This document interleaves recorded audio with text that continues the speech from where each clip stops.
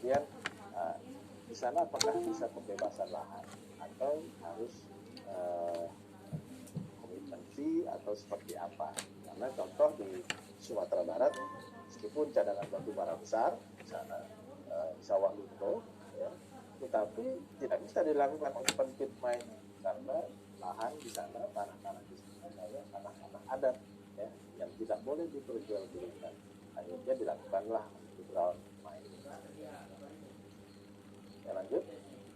Nah, kita lihat, ya, endapan mineral tadi kan kita akan lakukan perhitungan, ya, kita akan nilai dia, ya, berapa banyak dan apakah ini layak atau tidak. Untuk menghitung berapa banyak itu, maka kita harus melakukan yang namanya eksplorasi. Ya, tahapan eksplorasi tadi ada 4: survei tinjau, prospeksi, eksplorasi umum, eksplorasi rinci, dengan tujuan yang berbeda. Kalau survei tinjau, dia hanya survei dan tinjau, artinya hanya mengidentifikasi saja, ya, memastikan bahwa anomali tersebut memang prospek atau tidak. Jadi misal, ya, di daerah Pasir, ya, Kabupaten Pasir, ada nikel. Orang ngomong ada nikel. Ya, kita survei tinjau ke sana, mendatangi, mengecek benar atau tidak ada nikel. Ternyata ada. Oh, di situ pernah ada penambangan nikel, nanti ada. Di situ pernah ada penguburan nikel, nanti ada. Maka tahapan survei tinjau ini harus dilanjutkan dengan tahapan berikutnya, yaitu untuk diselidiki lebih lanjut, yaitu prospeksi. Nah, prospeksi ini sudah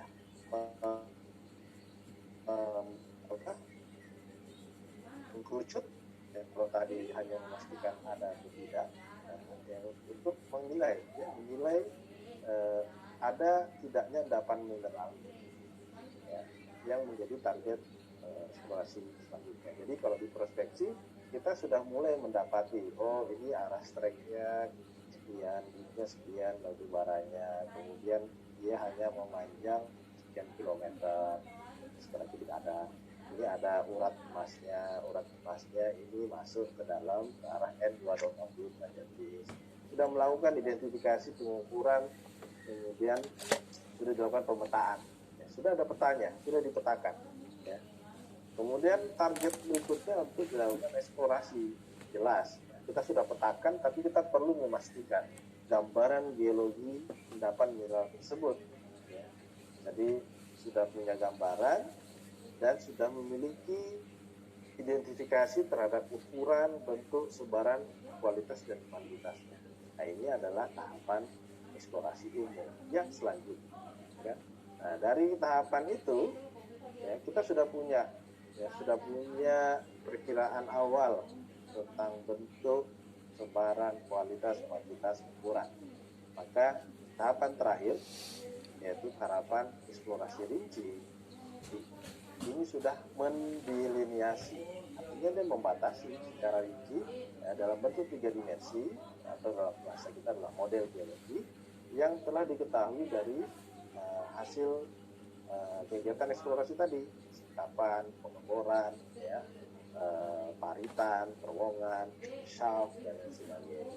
Nah, tahapan-tahapan tadi sudah memiliki nilai, ya. Nah, nilai ini ya berupa sumber daya. Nah, sumber daya ini ada 4: sumber daya hipotetik, sumber daya tereka, sumber daya penunjuk, dan sumber daya terukur. Dari keempat ini mana yang bisa jadi cadangan? Ya, kita lihat nanti, ya. Tahapan-tahapan tadi, ya, yang memiliki tujuan akan menghasilkan suatu laporan eksplorasi. Nah, masuk ke studi kelayakan tambang atau mine feasibility study, bank atau data. Ya, ini tadi endapan mineral yang ada, ya, ini layak atau tidak untuk menjadi cadangan.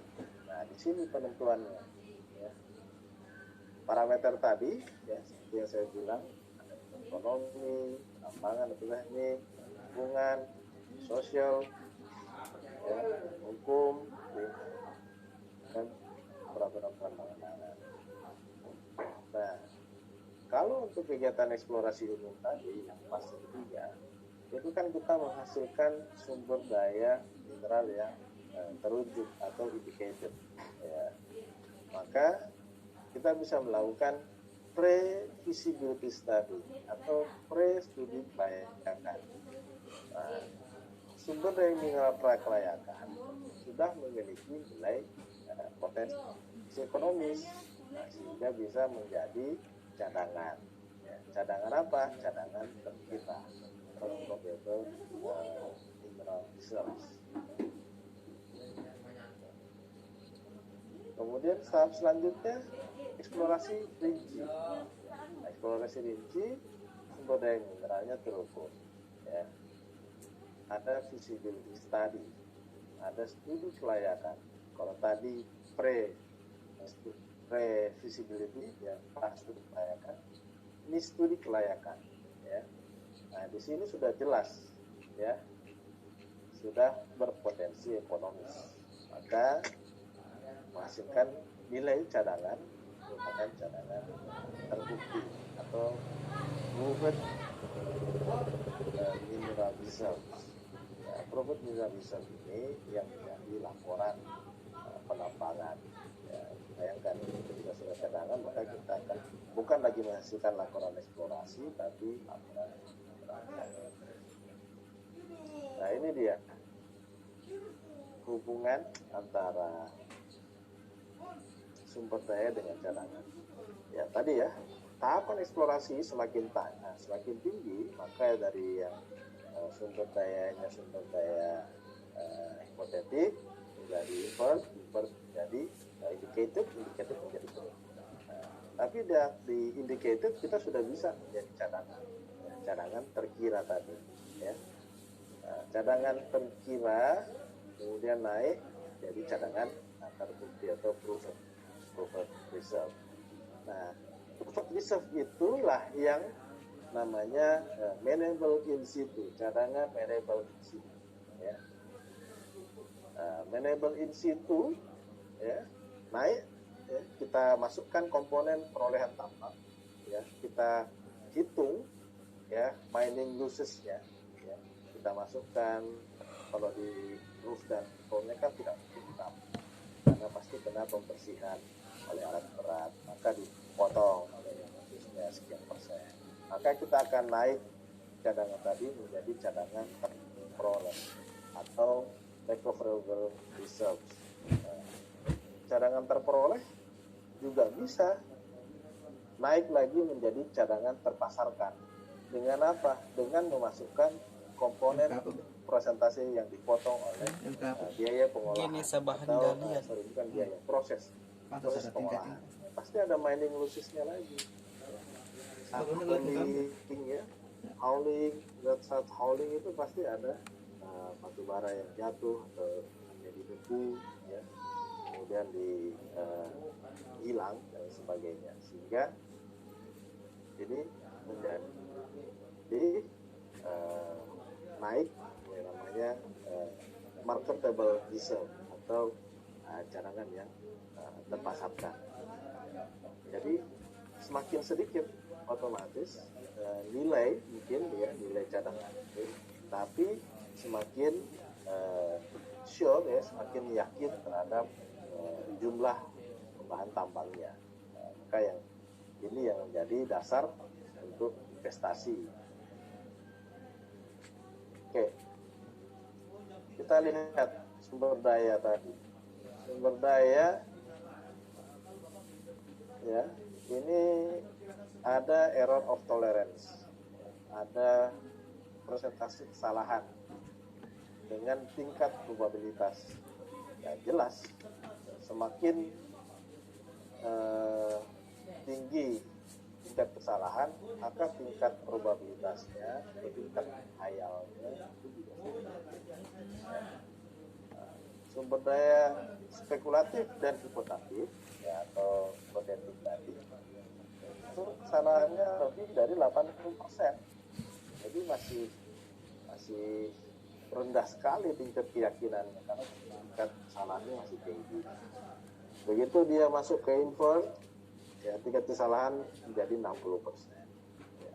Masuk ke indicated, tingkat kesalahan menjadi 40%. Masuk ke ukur, tingkat kesalahan 20%. Ya, di terukur pun masih ada tingkat kesalahan error tolerance 20%. Nah, itu makanya nanti di cadangan dia harus ada mining losses karena jadi potong sekian persen. Seperti itu. Kemudian feasibility study, ada studi kelayakan untuk jadi cadangan.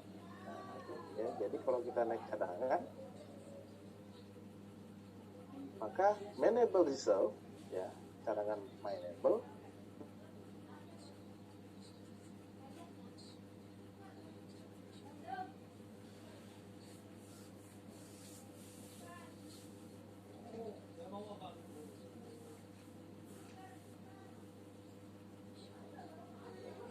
pemurnian di situ, proses pemurnian yang awalnya dia 100 gram, setelah dimurnikan ya dia menjadi hanya 50 atau 40 gram sedangkan. Ya, sumber daya mineral. Sumber daya mineral pasti pertanyaan adalah di mana? Di mana?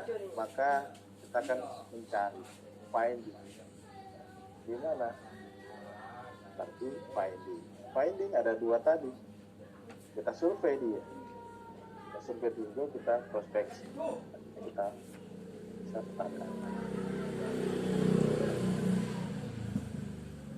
Setelah itu survei tinjau dan prospeksi ini kan menghasilkan sumber daya geoteknik dan sumber daya permukaan. Setelah itu akan muncul pertanyaan berikutnya. Ya, kalau ada, ya, pertanyaannya di mana? Kita cari, ada di sana. Ya, ada di Samarinda, ada di Balikpapan misalnya. Setelah di mana?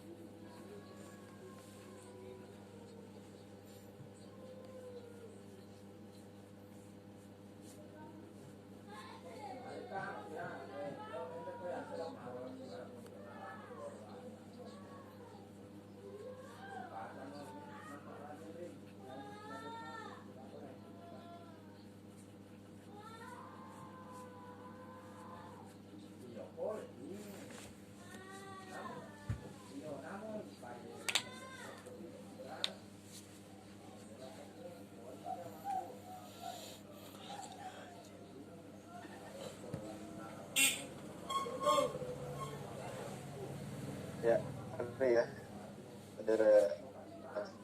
Ya, masuk ya. Tadi sudah sampai ke pos ini. Nah, kita lanjut dengan berapa banyak dan bagaimana kondisi pasti. Pertanyaan begitu. Berapa banyak dan bagaimana kondisi. Maka ini membuktikan ya eksplorasi umum dan eksplorasi rinci. Ya, kita dapatkan sumber daya geologi dan terukur. Kemudian bagaimana sistem pendaya gunaannya? Artinya bagaimana cara menambangnya? Nah, maka kita hitung dengan evaluasi cadangan sehingga kita dapat probable reserve atau proven reserve. Development kita lakukan kegiatan penambangan. Kemudian penambangan ini kita tingkatkan untuk mendapatkan konsentrat dengan pengolahan. Pengolahan kita tingkatkan dengan peleburan untuk mendapatkan program. Ya, jadi seperti itu. Ini mungkin kita lanjut materi ini. Ada yang mau bertanya? Masih ada waktu sekitar 5 menit. Gimana tadi cukup jelas ya, mulai dari definisi endapannya, kemudian kaitan eh, sumber daya dan teknologi. Jadi itu cukup jelas ya. Jelas Pak, jelas Pak, jelas. Jadi gini, supaya kalian bisa mendalam terkait sumber daya dan kasih tugas hari SNI 501 dulu terkait klasifikasi sumber daya dan mineral. Ya, itu jelas nanti akan mendapatkan definisi masing-masing. Kemudian yang kedua itu ada KCNI, ya, Komite Cadangan dan Mineral Indonesia. Kalau di SNI itu lebih bicara tentang mineral, kalau di KCMI itu bicara mineral, tapi batu bara juga bisa. Ini itu ada yang mau bertanya?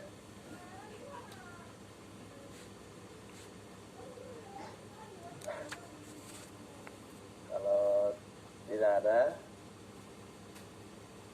ya, Mas Rehan sudah di ini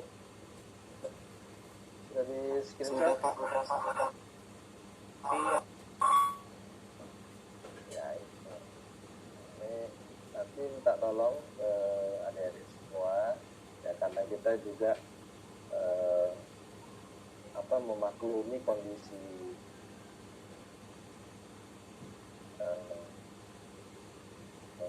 COVID seperti itu, tapi ya bagaimana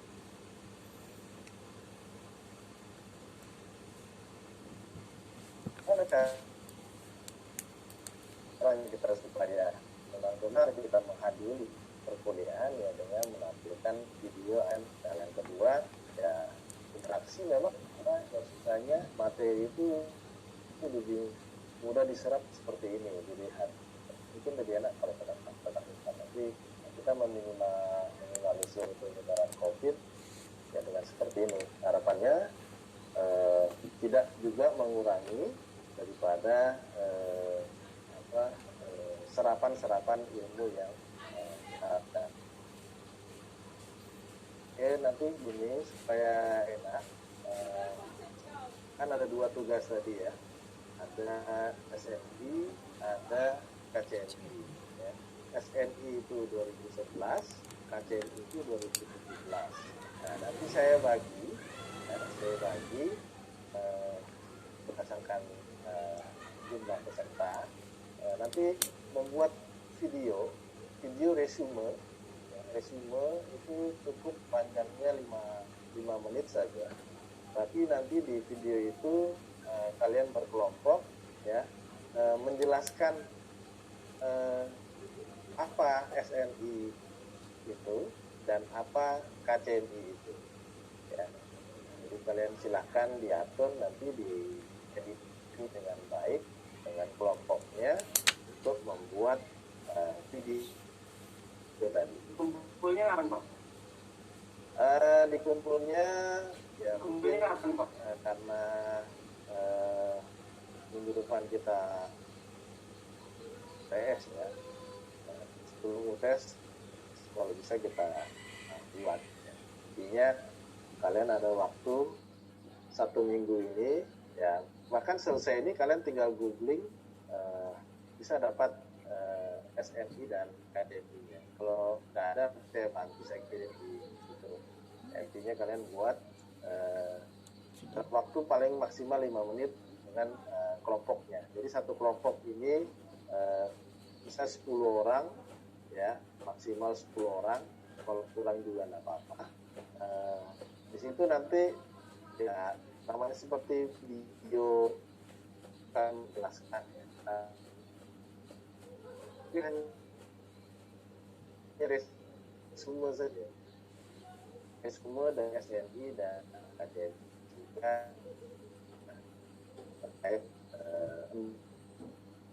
endapan mineral atau bahan galian atau jenis bahan galian.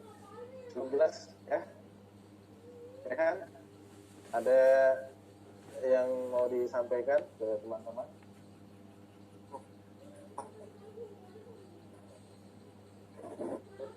Ya. Oke, kalau gitu saya pribadi minta maaf kalau banyak yang kurang dalam penyampaian.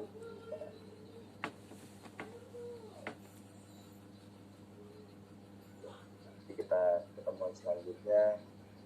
Sudah masuk. Wabillahi taufiq wal hidayah. Waalaikumsalam warahmatullahi wabarakatuh.